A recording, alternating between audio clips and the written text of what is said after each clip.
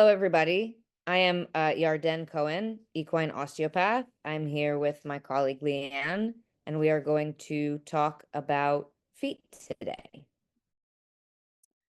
Greetings, everybody. I have just a little history on me as far as feet goes. I am an equine osteopath with Yarden. I also, prior to that study, did and still do barefoot trimming.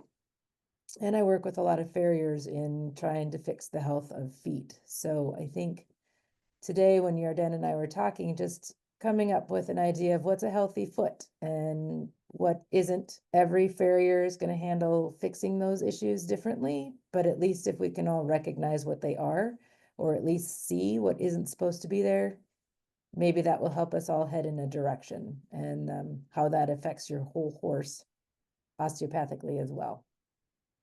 Okay, Wi-Fi is so glitchy, everybody, so sometimes things take a minute to load, but just bear with us. We'll try to edit it out. these first pictures are of the same foot. I just wanted to make a point of angle matters. So from the ground here, I'm a little in front of the foot, and you can see the toe looks super long. And here I'm standing closer to the heel, going forward and also looking down towards the ground some, and now the toe looks shorter. So as we go through some of these pictures, I just wanted to point out that perspective matters.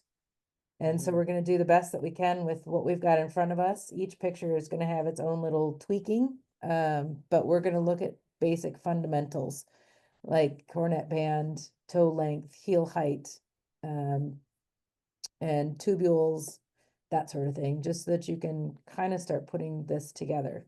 This foot actually is been barefoot. It's had 2 pairs of shoes its entire life. It's been barefoot obviously 98% of it, and what you have is actual heel height and toe, and they are parallel. And a true barefoot horse will also have what's called quarters, recessed quarters, and those recessed quarters allow for the foot to expand. I can trim this foot today, and tomorrow you can have it come in and it'll look perfectly flat. That's how much their foot will move. It's a dynamic structure, constantly changing itself to fit its environment. If there's pressure in the foot and you take that area, it will relieve that pressure, but then that means it's going to relieve it by changing the foot form, which is why I love barefoot, because the horse can do this and continually be doing what's best for its own foot. I realize that not everybody can be barefoot, and that shoes are occasionally important or needed for depending on the job. So we're not gonna get into barefoot or shod. We're just gonna look at some barefoot feet first and talk about basic structure, and then we'll get into some of the shod ones and you'll be able to see some of the patterns. I think that's really interesting because that's not something that's really discussed. Yeah, you'll see it in when you see the shod feet, but sometimes some of the bare feet might. You'll see they'll get a little bump right here in the cornet band. It'll come down and then it'll bump up towards the pastern, and then the heel will kind of round down this way. And that's all of this pressure is in an upward arrow this way. When they don't recess the quarters, it's all going up here. It's your lateral cartilages, sorry, it's your lateral cartilages inside the foot that are putting pressure up and around the navicular bone, which is that tiny little bone that sits behind the coffin bone that we all hear about as navicular and heel pain and caudal heel pain and all of that. Well, if these lateral cartilages are squeezing in there because there's no place for that pressure to go, because their pressure is now coming up, they're squeezing that navicular bone, which also leads to degradation of that bone, as well as other strain within the lower leg. Yeah, that is another important point to talk about is the pressure. Where is the pressure, and how that affects the foot. So often we talk about the visual aspect of it or what it's supposed to look like, and not so much the mechanics and the actual physiology. So I'm interested to hear about that. Yeah, well, and that's the thing, is everybody wants their horse's feet to look identical, and our feet don't look identical. Our hands aren't even identical. You know, we're asymmetric left and right. If you look at your face in the mirror with a piece of paper splitting your face, they're two different two different people. Horses, each foot is a different structure. And to try to make them exactly the same may be a hindrance. So we can go on to the next. So the one on your left, if you think of the pictures, you were just looking at the heels. Again, this one's taken a little bit from the front, so the heel's a little bit in shade. But you can see this low angle here. Maybe I can draw it.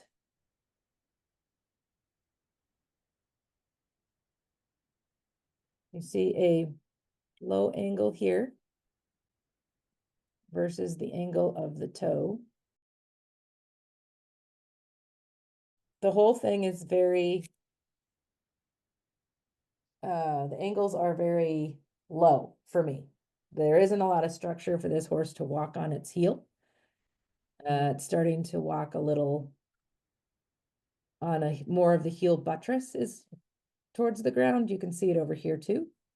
You don't see that nice square structure like you saw in those first two pictures. Here you've got nice square structure, but you're also looking for a straight angle from your pastern all the way down. And this one you can see comes down and then breaks a little more vertical. This tells me that your bony column, the pastern bones that are in here, are probably here, here, and then here. So you've got an angle in here somewhere that's going to cause strain on your pastern, which could lead to heel pain, or probably not toe pain in this situation, but it will start leading to the knees being a little broken forward, which you can kind of see in this horse the way it's standing. And obviously there's ramifications with that osteopathically too. When all the strain goes, when all the strain goes to another part of the foot or the bony column. So yeah, this is a good one because it shows you this, oh, it's almost like over at the knee, behind at the pastern, and a little, I don't even know how to explain that. My words aren't there, but this angle is if we were to draw that, can you draw that, Yarden, better than me maybe? Yeah, I can try. I normally explain it like it looks like the feet are in front of the body. It doesn't Yeah, look like it doesn't look like they are under the body. I think that the body weight kind of, this is what I see, but yep, then the foot is like way over here. Oh, yep. that there. And you can add to that your knee is here. Let's see if I can get your knee is here. You come backwards to here, and you come forward, and then down, and then forward. And this angle here is supposed to be a straight line. This one is a straight line, but look how low that angle is. Yeah. It's actually not even a straight line because it comes here, and then this actually starts to go that way. So the point of the story being is that you're looking for straightness from your pastern down. And as Yarden pointed out here, you want to go from the middle of the knee, and you want to come straight down so that your heel, wow, your heel. I know it took artistic liberties there at the end. Yeah, your heel, that one, like the heel is too far back, actually.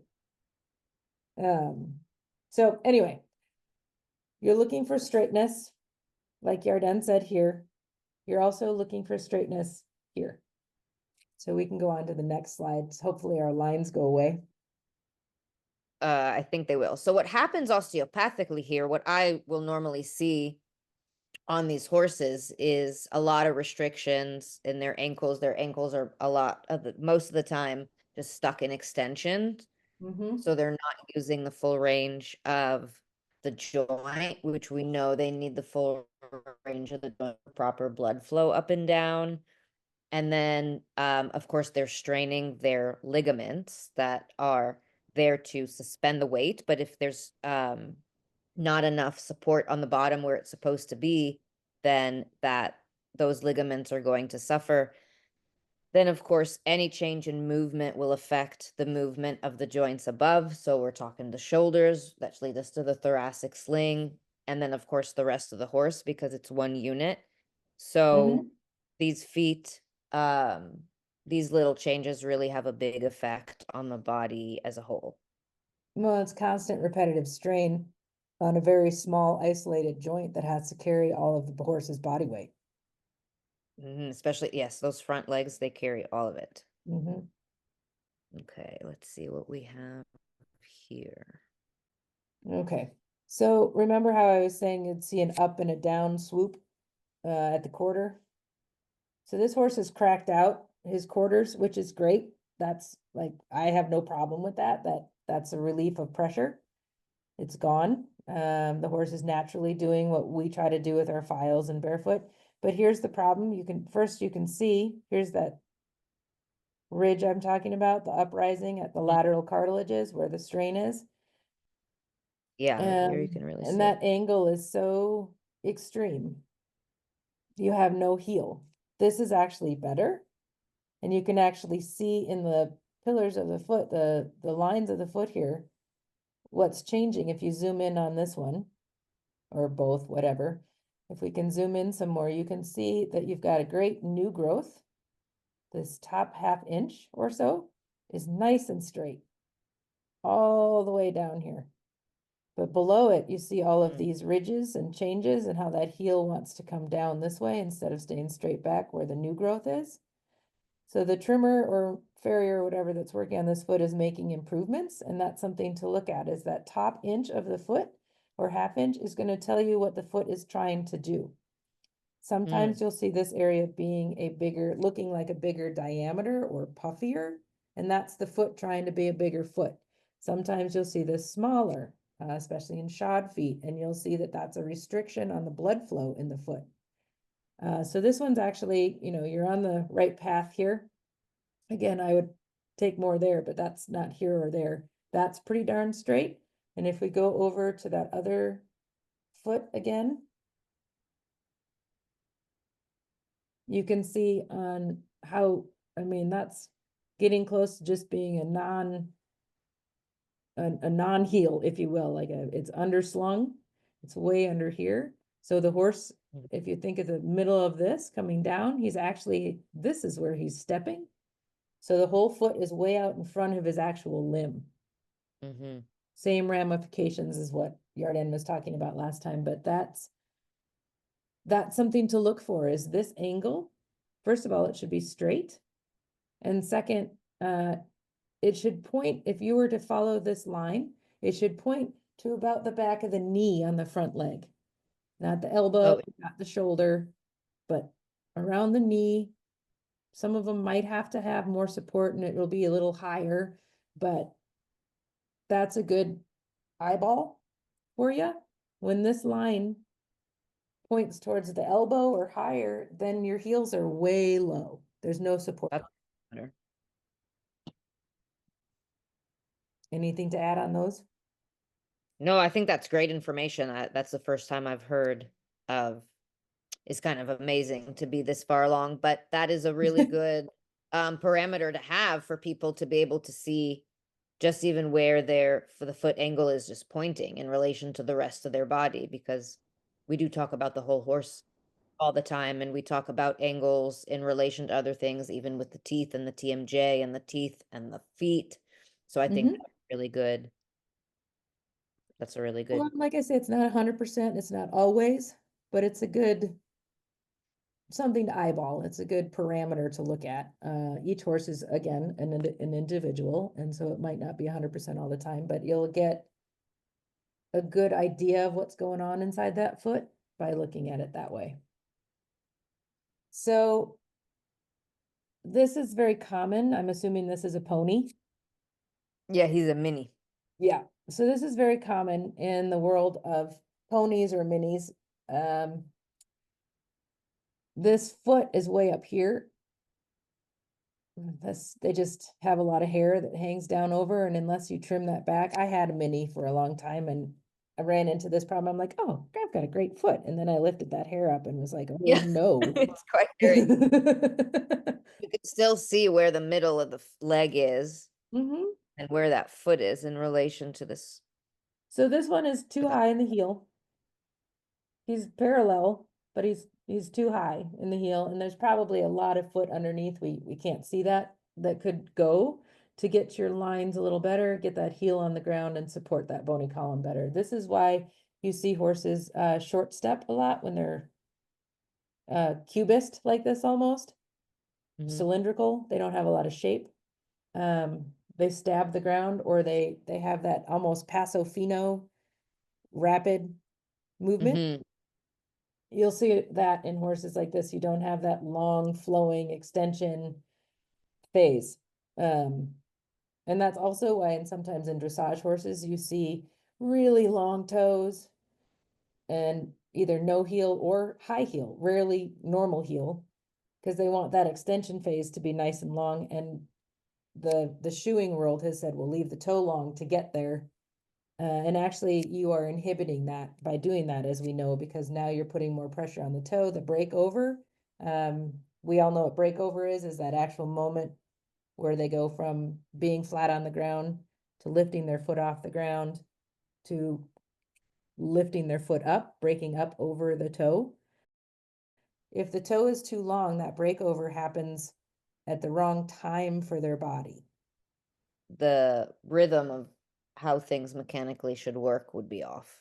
And then, Yeah, you're actually shortening their stride length by leaving their toe longer, which I find interesting because in dressage, we want that long extension phase, right? We want that big floating mhm. trot and or gaits. And by extending that toe length, I believe we're actually messing and shortening that breakover or that extension, because your breakover is so far out in front of the horse because of how long the toe is. So they are having to lift their foot off the ground sooner than they, in relation to the extension in their leg. So Correct. if there's a order in a way that the joints of the leg are supposed to move, this will throw that off and they will have to perform a motion prematurely, basically. So Correct. then, That's long toe. Now high heel, just basically there's no, when the foot is in extension and they go to put their foot down, it quickens that as well. mm-hmm. And that's why you get the stabby pony movements. Interesting. Okay. Yeah. So the one Both. on the right, what's interesting to me about this one is it looks like it's starting to have what we call negative palmar angle. I can't see inside the foot, but there are certain things that tell you that could be happening, and that's just this. And again, angle of the photo might be part of it. So I'm not diagnosing here, just pointing out that this isn't straight. It bull noses just a little bit, and Mm-hmm. it's got a excessively long toe on it. So this would be a long toe with potentially a negative palmar angle. So think of that, your coffin bone, if I can rudimentally draw that. Your coffin bone sits, you got your, here we go, no laughing.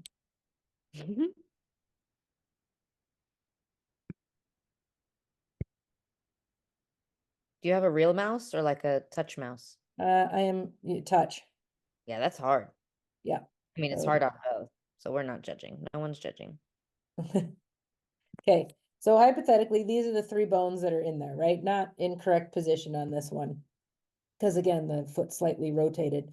But this is the alignment that you're looking for in your pastern, down into your foot. In this foot, I think, because of the way it is and how long this toe is, that this is probably more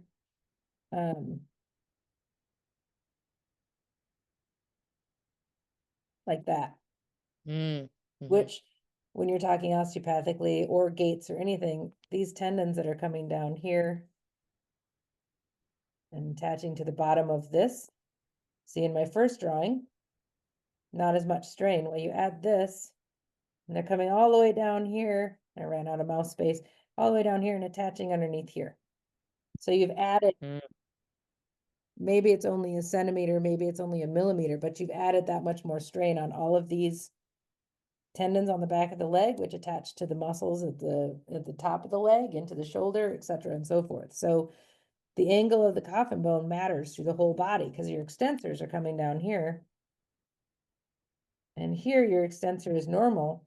On the negative palmar angle, they're actually shortened. So you're shortening your extensors and you're expanding your flexors.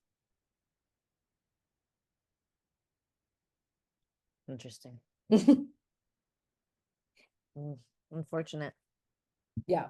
I see this a lot, unfortunately, where the heel is just so close to the ground and the foot is just not under where your eye goes to where the weight would be. Yeah. And then that in turn causes a lot of extension disorders. Mhm. Normally a decompensation because most of the time from the top it's wants to flex, Mhm. and these horses stifles have a tough time. Yeah. Well, and you can see here again, we're a little rotated in angle, but heel and toe are not the same angle. Oh yeah, that's a big one. Yeah, that's something good for people to know and start looking about, that we just don't think about, not because it's anyone's fault so much. Mhm. As equestrians, we're not taught to inspect our horses' incisors or our horses' angles. Um, and we trust the professionals to do it, and sometimes that doesn't work out. Now, all of these pictures, just as a side note, they're purposely unmarked because we're not trying to pick on anybody. These are just Right. feet that were pictures that were taken through working, just so we can kind of get an objective look at a foot. Some of these horses started off way worse and now they're better. Some of them were great and now they're worse. So we just want to give people some tools and some language and some parameters to look at for themselves with their own horses, and just kind of take a little bit of that control back and take the responsibility, advocating for our horses and ourselves. I think it's important also to point out, we don't know when the last farrier visit was. So we can't be like, Yeah, oh, this is a horrible trim, because right. maybe it was 6 weeks ago and the person's coming tomorrow, So I'm not trying to pick on anyone's work. It's just more of a, like you say, giving visuals. Hmm. Um, this is that horse that's never been in a pair of shoes except for twice in its life. You can see we have a big wide frog, good heel buttress. We have depth, we have actual heel height. So I have a great healthy digital cushion inside this foot, which is the sponge that the whole thing rides on. I have some bar work to do here, but their feet are so like granite right now in the cold weather up here that it's not pretty, but it but it's the point of Difficult. showing, like, this is what I would hope to see. What you can't see from this picture, because I didn't do a heel to toe, is the concavity of this foot. They're little suction cups. You don't want it to be flat. You want it to have a little bit of concavity so that that foot can expand. Something to know is every time the foot hits the ground, when this foot hits the ground, if you look at them, if you watch a barefoot horse moving away from you, you can see this move this way. You can see this move this way. You can see this come down, so closer to the ground. What you also need to know is that this white line in there is the lamina, and every one of those lamina works like fingers. So if there's, tubules and your lamina, what they have now proven is if this steps on a rock, so we put a rock here, Hmm. the tubules actually and the lamina actually shift inside Oh, that interesting. foot. This is why I'm saying it's so dynamic. Like, this whole thing moves. We look at it as a static, because I just talked about how hard it is to trim the bars right now. We look at it as a non-yielding platform, and it's not. Mm-hmm. Like, it moves all the time. It's constantly widening at the heels, it drops at the heels, it breaks over at the toe. You'll see horses that are using their feet well, if they're barefoot, they'll break out here and they'll wear this part down, all of which are natural. We just don't think it looks pretty.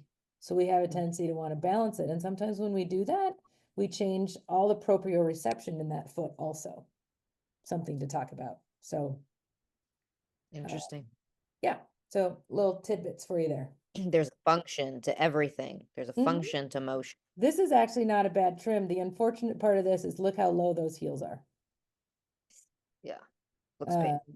You know, without judging the trim. And again, this horse might be in transition. The step up top, very top line right here. I don't know. Can you see my pointer? Yes. Okay, so the very top, I don't know, 1/8 of an inch or less right here. Beautiful. Look at that angle change there. And then there you've got a line right there. And then an angle change, and you got a line right there, and an angle change right there. So this farrier and horse are working at bringing this all back. This is all out of line. This is just, it's got to grow out. And that's part of this to understand too, is when you're looking at your horse's feet, as I mentioned, this is the most important, but you can't just file it that way all the way down, because then you're thinning the wall, and we give them no structure. So there's this an awkward time, like, you know, your preteen years, that things just don't look right, and you're growing pretty good, and then your angle changes. And the farrier can't take that away right now. He just has to wait for it to grow out. So know that about it too, because in 6 months, this will all be a different foot. And then hopefully you have more heel. But this right here is not okay. When you look at that, that horse is walking on its heel buttresses, doesn't have a heel structure. So Yeah. again, we're talking about those tendons and ligaments, and there's no, in my opinion, there's probably not a whole lot of digital cushion happening, which is probably going to build some with this. There are some that say it can't That build, affects, but I believe does it can. that affect their shock absorption, Yes, it's like that. Yep. which will also be very hard on their ankles and then hocks and Everything. stifles. Yeah. All the way Everybody up to the talks a lot pelvis about, and yeah, sacrum. Yeah. hips. And a lot of times horses that have low heels like this, you'll find lumbar pain in. Because it radiates all the way. Yeah, all back the way. pain, lumbar pain, that sort of thing. These are pretty much the same. These are taken a little bit from the top, so I can't tell heel angles exactly, but those look pretty low to me. They could maybe have more height, but the heels are just too far forward, and depending on if it's a low underslung or a crushed heel, no pictures of the bottom of the foot to tell, but again, you're looking at, you know, coming straight down, and your heel point is way forward, correct? Yeah, what I see is the spot where the horse starts to touch the ground is very far off from where the weight is supposed to be Yeah, distributed. for sure. Yep, exactly. I think that eventually it creates extensions of the ankle, which actually make this worse. So that's another thing. Is I think a lot of the times, or I hear a lot, oh, that's how he grows, or my trimmer says that's how he grows. And I think there's a point to be made about that's how they're being made to grow. And at some point, Yes. there's a cycle here where if there's too much pressure on the heel, they then cannot grow properly. So the professional needs to be able to understand how to place the pressure on the horse's foot to promote proper growth. Correct. You can explain a little bit about how that is actually a skill that um, foot professionals should have and understand. Yes. So there's many schools of thought on how you correct something like this. One of the main, like a farrier might set a shoe that comes back a little bit, so it's supporting underneath the actual heel. Another is to push the toe shorter. What I normally recommend in a case like this is to get x-rays so you know how much toe you have, because we obviously can't see inside there. But basically you end up having to Right. push toe back in order to get the heel to come back. If you think of it like almost like an ice cream cone, an inverted ice cream cone, you know, if you break off one edge of it and change an angle, it's going to start breaking at the you know, the other side, because it wants to be, see if I can draw over here. So if you have your ice cream cone, right, it wants to be like this. If you break off this part, whoop, you move the screen. Oh, because we couldn't see That's you. okay. I can see If you you, now. Sorry. that's all right.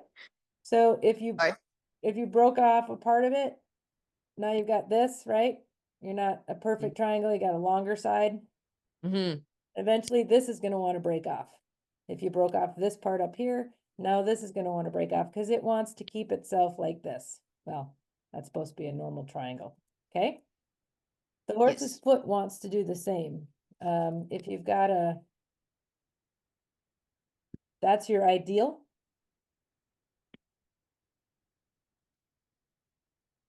That's more of a cylindrical thing. And then you've got these that are, the toe is way out here and the heel is like a horrible drawing, but there's a good point. So you've got what you aspire to in your cornet band in theory. And you get these big ones that are like this. This is that pony we saw before, probably had extra toe that needed to go away. And then you've got this, which is this low heel, long toe. And the forces in here are all down like this, going out towards the toe. And so the only way you can build this back up is to start removing toe. And then as this angle starts to change, this angle will start to change. Again, a lot of farriers won't, that they don't take the toe because they believe their structural pillars need to be there. It's all different philosophies. But even if you have something like this and you start setting a shoe and giving it a little back here, and then next time you take a little more toe, as the foot grows out, the main thing is that you need to start changing the angles from the front. And a lot of times they end up taking heel to balance it. And it's a technical gambit. But in general, the best thing that you can do as a horse owner is get lateral images of your horse's feet, and do it once a year, Oh, really interesting. even if they're sound, Yeah. even if they're sound and doing great, because as we know, that repetitive strain on the body will start changing tensegrity of our tendons.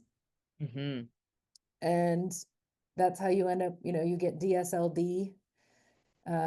You get, you just start dropping your pasterns because those tendons are just spent from the constant holding. So Mm-hmm. getting those lateral images, it doesn't have to be a whole lameness series, but just for your record, having lateral images and then sharing those with your farrier, not as like you're doing wrong, but here's where we are. This is why we can't get anywhere, because look at how thin his sole is. Not that he's taking sole, or she, but look at how thin his sole is. What can we do about that? Or look at how the angle of the coffin bone, or look at the breaking forward or back at the pastern. Those are all things that your farrier should be able to look at and read. And I And have they should want to clients welcome that, those images. I mean, these images, they should be happy for the images. They shouldn't correct. not have And negative it emotions about shouldn't be that expensive either to do it, and your vets then get involved as well. So I actually love it when my clients say, should we get images? I'm like, oh heck yeah, all the time. it. Mm-hmm.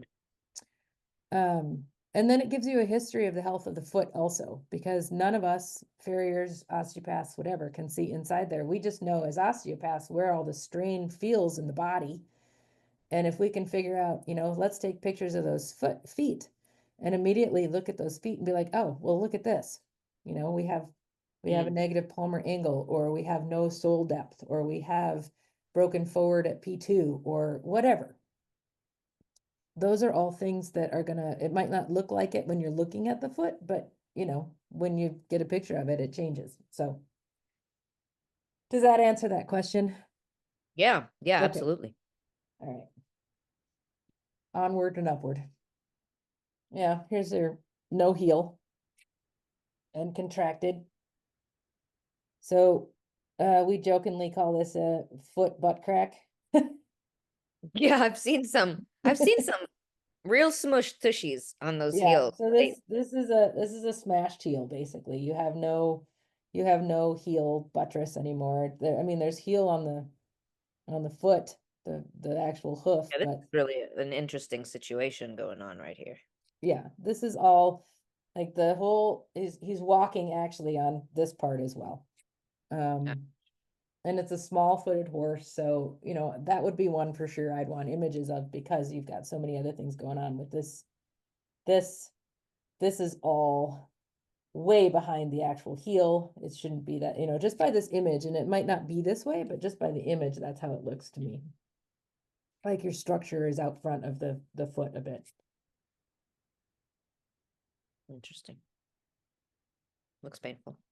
Mm-hmm. Probably why I took the Is this picture. the same foot? Do you know offhand? I It think doesn't it's look like the it. mini. I'm trying to think about its size in relation to my hand. I don't think that's the mini, actually. No, that's probably a But quarter horse, but this I'm one's got wondering. up here, this one doesn't, so it's not the same horse. No, Black, these two white, are not the same. and that's a white one.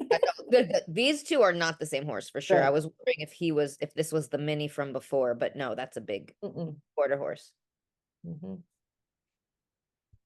So in here you can see, again, outward appearance. You can see beautiful new growth, and a little bit of bull nosing right here. So one would wonder if there's a little negative going on there or not, but here again, beautiful new growth. Way under, look at those two angles. Mm-hmm.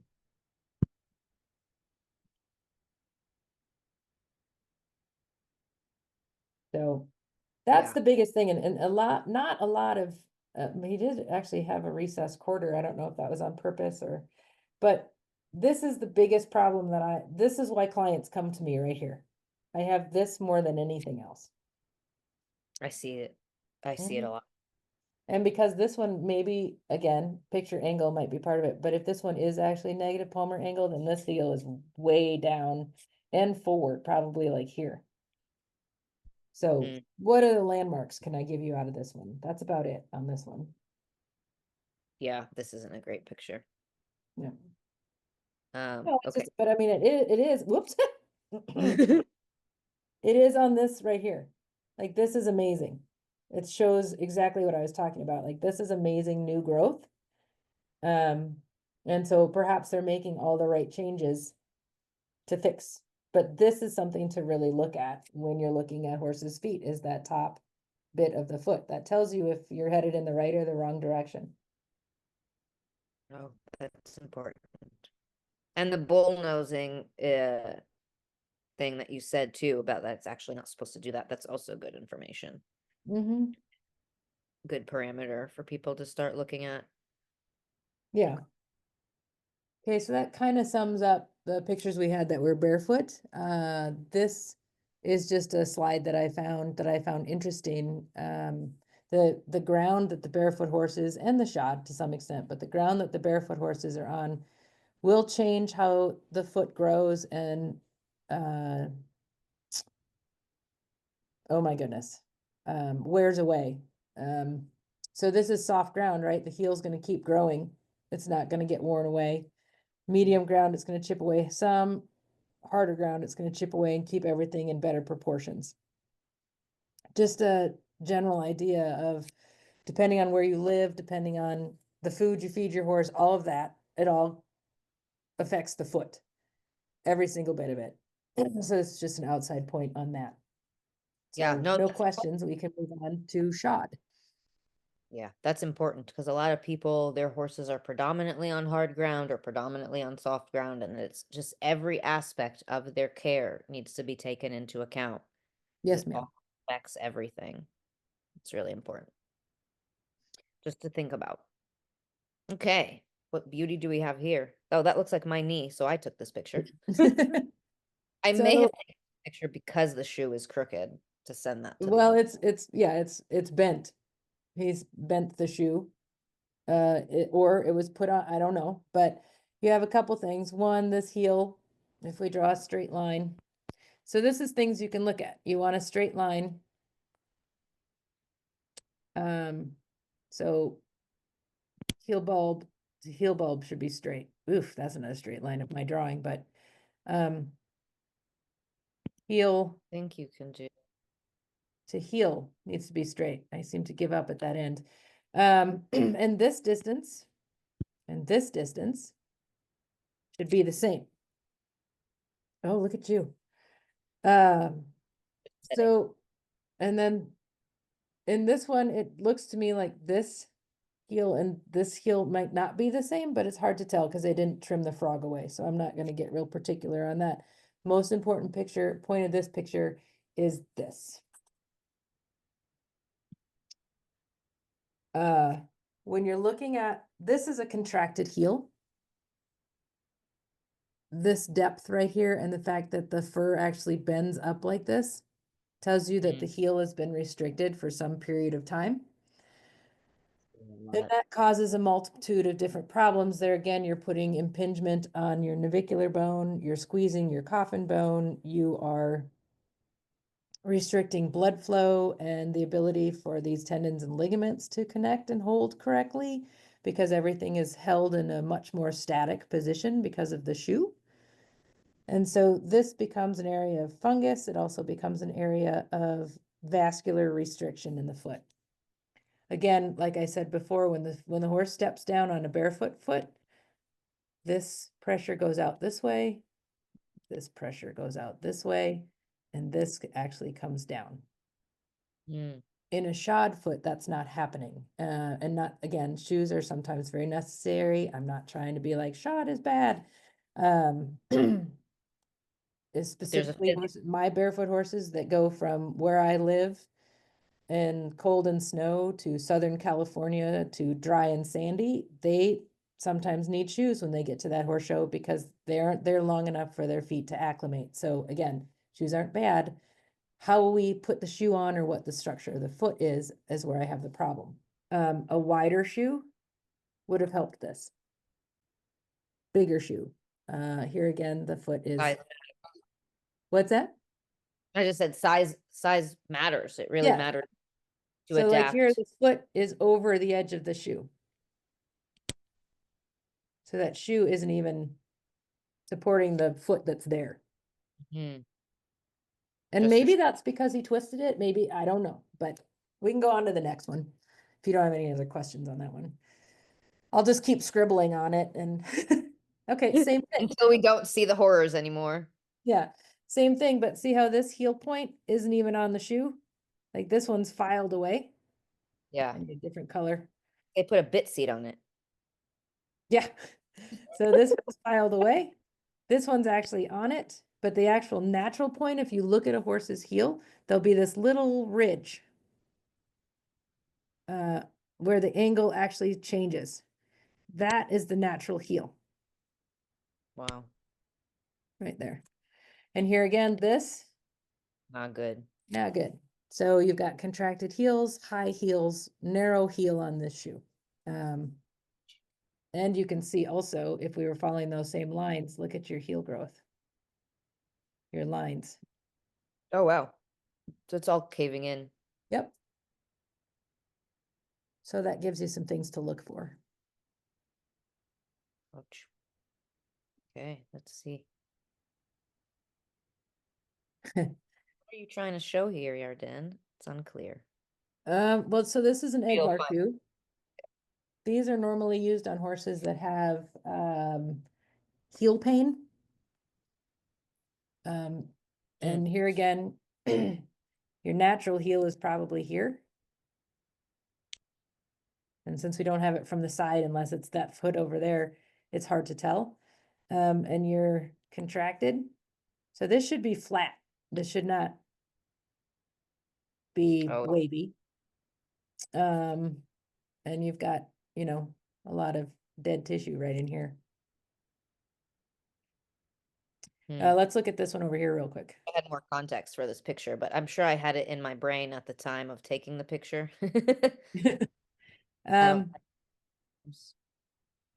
So here, Stop Sorry, moving. sorry, I'm trying to get it to look good. Sorry. So here, again, in a shoot, we got a great first line right here. And then it starts to go here. And if I can follow it effectively,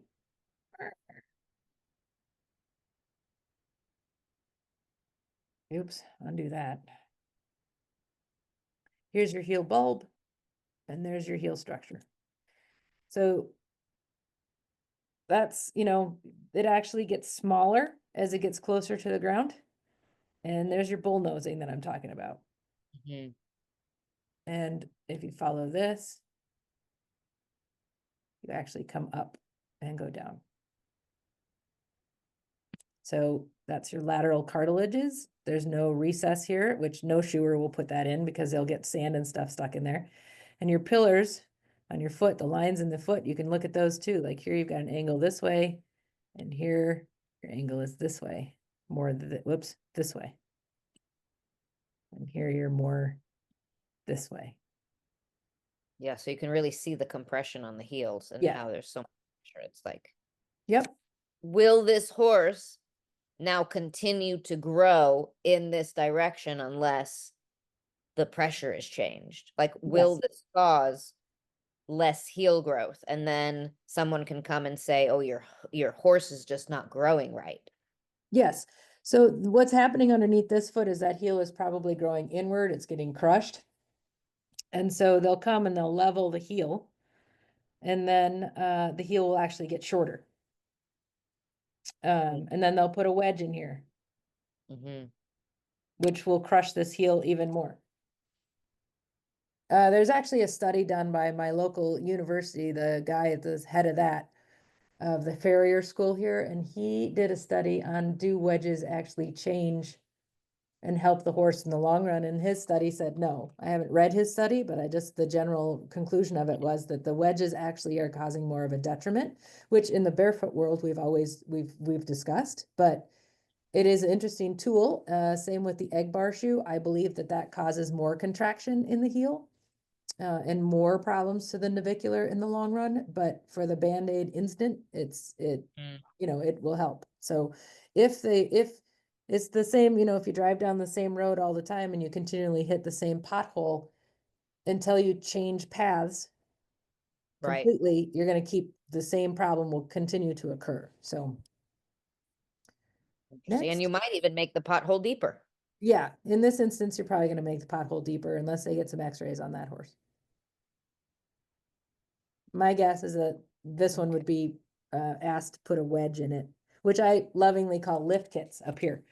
What do you call them? Lift kits, Oh, lift kits. Yeah. yeah, like people put on their pickup trucks, Yeah.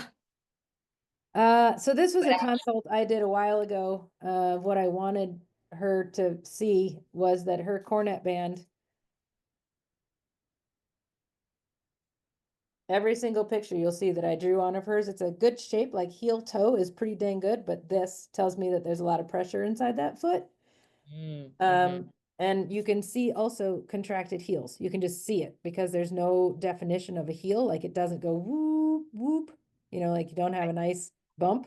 You've just got Yeah. this slow and narrow area in here. And so those are contracted heels, even though you don't even see it from behind. This other picture over here, this one, at least this one probably has contracted heels too, but you see how there's actually a definitive, you can see a definitive heel bulb right there, even though it's Yeah. 3 inches off the ground. You can't here. It just kind of slopes down. So this is pretty far advanced contraction over here. This one's probably headed that way, but these heels are just amazing to me. And this is something to look at too, like your cornet band here. Mhm. Can I draw this? Is almost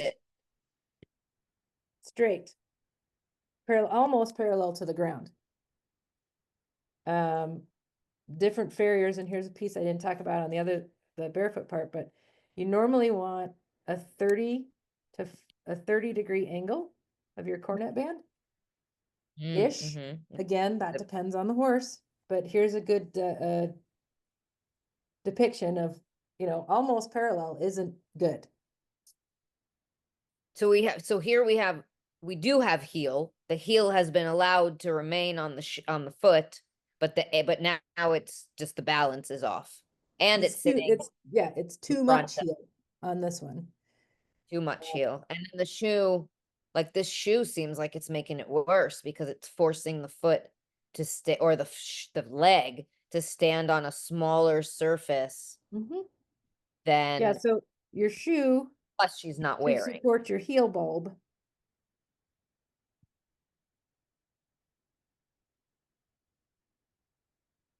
And if he had his heel here, like if this is your cornet band, you Mhm. know, if this cornet band was at that angle, your heel is probably naturally somewhere here.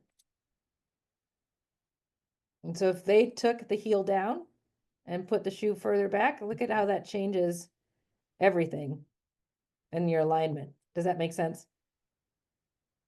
Yeah, no, totally. See if You there's know, if you more. dropped your heel, took all this away, and your foot started, here-ish. Interesting. So this Well, horse, which is a cutting horse, will have a hard time actually stopping on these legs and yeah, getting so if them you went to where, onto and underneath himself. if you went to there, look at how that would change all of the angles down the leg. If this was your natural and this was then your sole to your toe. I know that's hard to Yeah, see with all of our red lines, but right. I was trying to think these actually might be front legs, and I was looking at them as hinds. yeah, I No, are think these those are fronts. fronts? But if you drop the heel to here and this became your solar plane, then you've got this almost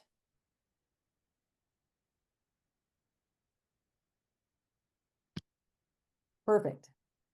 Hmm. So Wild. things to look at, right? Is that cornet band. You don't want it to be parallel. You want it to be more like a 45, like this one over here. And we need our heels to have room to move. And so here again, it's a tight shoeing. There's not a lot of, I would like the shoe to be outside the hoof wall just a little wider than the natural foot. Again, a lot of complaints about that pulling shoes. It just depends on how the farrier sets it up. But the more room you give the foot to move in the shoe, the better off. So next. All right, so here you have your long toe. Can we zoom in a little bit more? Yes. Okay, I was trying to see what was going on right here in the foot. It looks like it's trying to grow almost vertical right there, doesn't it? Yes. And then it comes out to this, and then you've got this heel that comes down, and then, Dips right there. yeah. So this is interesting. And I think that's just dirt on the foot, actually. I think this is your wall. And here you have parallel angles, but in relationship to the bony column, if you zoom back out, yep, keep going. I mean, look at, wow, my lines are getting a little, this, it's pretty far forward of the bony column. Hmm. You're in front of, you're in the front third of your bony column instead of, wow, look at you. Um, yeah, so long toe. Again, we didn't take pictures of the bottom of the foot, but I'm gonna guess that this one probably has some contractions too because of this roundness and sloping here. Um, I don't think I have anything new to add when looking at that. There. Yeah, so this is where their weight is when they step down. This is the part that actually, this whole part, this pressure comes down. And there's no heel there, it's way up here. So Mhm. this is a common, like I said previously, this is what I get called in a bunch for, is this long toe, low heel situation. Yeah, And these nice. shoes are at least wider than the foot at the heel, but they were smaller everywhere else. Oofta. You know, like it's wider here, but Yeah, then it looks like it's smaller than the foot kind of through here. So you might be due for a shoeing soon. I don't know. I don't remember. Yeah. So yeah, I mean, what do you see on this one? Yeah, all of the things like now it's starting to really jump out at you, all of the things that we um Yeah, like discussed. where do you suppose that's hitting the front leg? You know? Pew! Right. Yeah. So that's something to look at, you know, and yep,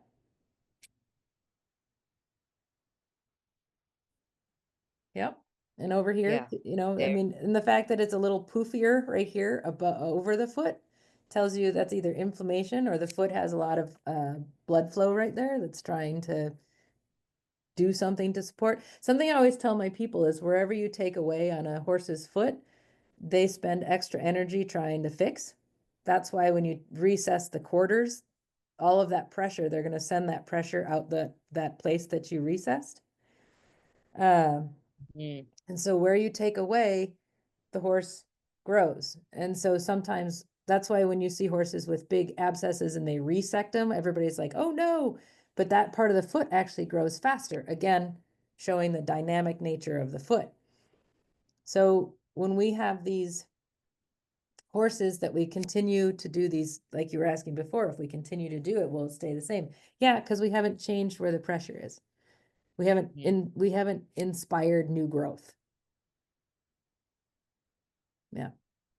So there again. Which is important. I think Yeah. sometimes we forget to mention, or just in our thinking a lot of the times, first of all, what the horse was made to do, Mm-hmm. and then how things happen naturally. I think sometimes we forget that the foot naturally wears from the bottom Mm-hmm. only. Yeah. And then you take that away, and then sometimes there is something about, how these horses are supposed to wear naturally if they were just Yeah. wild, along with everything else, their amount of exercise, their amount of grazing, where their head position is when they How eat, much their grain we feed them, nutrition, what kind of sugars and they're into, what's etc. their forage intake. I mean, yeah, all of these things. You're absolutely right. All right, let's see what we got next, see what we're identifying.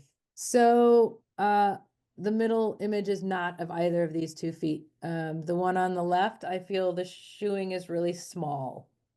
It's not fit to the foot. Does that make sense? Like for you Yeah. guys to visualize? So this is an example of setting the shoe back, quote, to bring the toe back. This is the farrier module of doing that, but it's still, the shoe isn't supporting the heel. So it's a small, in my mind, it's too small of shoe, even with this philosophy. They've got pads and all sorts of things on here, and it doesn't look like it's a wedge pad. It just looks like it's a pad.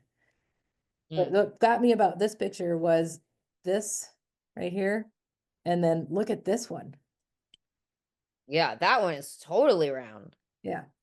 So now that you're seeing these things, you can look at it and be like, okay, I definitely know that this needs more support at the heel, maybe a wider shoe and a lower heel. Let's get some images of these feet, type of thing.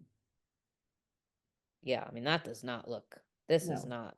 This you can't. No one can convince you that this is how it's supposed to be. Like, look how far in front of his body he actually sits Yeah, on the ground. And then everybody's surprised when these angles crack, or the horse none of these horses can stand square. right. And a lot of Yeah. these horses will get quarter cracks in here too. Which then Yep. what the farriers will then want fancier shoes. Fancier shoes, they'll want to wire them, they'll want to putty them. And it just depends on the horse, but a lot of times that's based on the length of the toe, which is a completely bigger conversation, but we can Mhm. move on unless there's more. Coming up. Yeah, that's why I took the time on the barefoot one so that now, when you're looking at shod, there you go. There's a good image of a negative, like this has no heel. That heel is gone. It is crushed.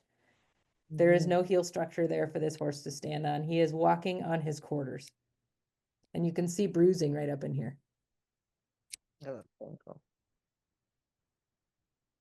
And that you could see that the photo doesn't show it, but this affects the horse all the way up because the shoulder of the horse will be here. I mean, yeah, and you can even see he's already bending over a little at the knee, not bad, but this isn't normal. So, This um, isn't, the foot is completely in front. yep. I mean, it's And 100%. I didn't take a full picture. The well, it continues up there and for the sake of space, but the shoulder will be Yeah, somewhere my guess is there the shoulder between the on this shoulder horse is and very down, vertical. Your scapula is probably real vertical on this horse. which will then in turn affect how their neck hangs Mm-hmm. over. Neck. Oh my goodness. Mm-hmm. Not The it. drawing is hard. Excuse Oh, it. We apologize, everybody, yeah, but we didn't practice so much of this. I don't know why it's, oh, there we go. What am I trying to draw? Oh, the neck. So this neck will go more this way. Mhm. Oh, Lordy. This Yeah, poor horse. when Wait. Wait, dude. but so there's two ways that it can go. With a low heel like that, you can get a like you if the angles, Horse needs some. in my interpretation, the more the angles are at the lower end of the leg, the steeper they are at the top and vice versa. So if you have really, Oh, if you have a real cube of a foot like the pony we talked about, you're going to have more of an angle at the shoulder. I could be wrong on that. This is just a philosophy I'm processing in my head, but I feel like the horse is going to make up those angles elsewhere, right? at the end of the day, that horse has to spend the majority of its time on its feet. Bracing. Um, right up its weight. Mm-hmm. Yep. I mean, all three of these feet are the same as this. They're just different degrees. Okay. So this then is the bull nosing, the low heel, long toe, just generally probably have some negative palmar angle, really isn't walking on a heel. It's kind of crushed and underslung and all of the above. So this foot in itself, the structure of it is compromised. And again, this would be an x-ray for sure, but your cornet band is nice and straight, but your heel and your toe angle are different. And you can see the bull nosing real nice there. You can even see it on the other foot with those angles. Yes. Um, Just look. so this will eventually progress if they continue to put a small shoe to this next one that Yarden's going to show you. Okay, brace yourself, guys. Yeah. So this shoe is like a pony shoe. The toe too long, heel too high, but this one's actually had x-rays and a vet's been on board and has talked to the farrier about wanting to remove some toe and change some of the angles. And this was the farrier's response to it. I'm not criticizing the farrier. I'm just merely saying that they're not fixing the crack. This is what happens when the angle of the foot is locked in a shoe. And you won't get this sort of quarter crack in barefoot feet because the horse gets to wear this away as it wants to. Um, Mm. but in That's here, wild. if we start drawing, oops, no, how come I can move it? I don't want to move it. I don't know. I Yeah. don't know. Okay, so you can see we've got that, right? That's extreme, but you can see that. You can see that the heel is here. You can see that the toe is over here. And then we've got this itty bitty base here of a shoe. The pressure has no place to go but there. And because the shoe is Mhm. small enough and probably the health of the foot's not great, you can see the discoloration in there. The pressure has to come out of the foot somewhere, so it blows out the sidewall, basically. And Mm. it's got to be painful. They told me that the horse is quote sound since this shoeing. I have not gotten to see this one in person, but this is where I'm like, it's a Band-Aid. This is the kind of stuff that will happen if we let some of this picture, whoop, These. yeah, this and the first one on that next slide, if we continue to let some of those things happen. So it's really important to get that structure underneath the foot, a nice round foot in the front, a nice triangulish foot in the back. The heels need to be able to expand and contract. It's the four pumps of the horse. The heart is small for the size of the horse. And so this, Mhm. there is return vascularity in the foot as it functions. You start shutting that down, you start shutting down some of the vascular flow of the horse, which, as we know, leads to a lot of other things.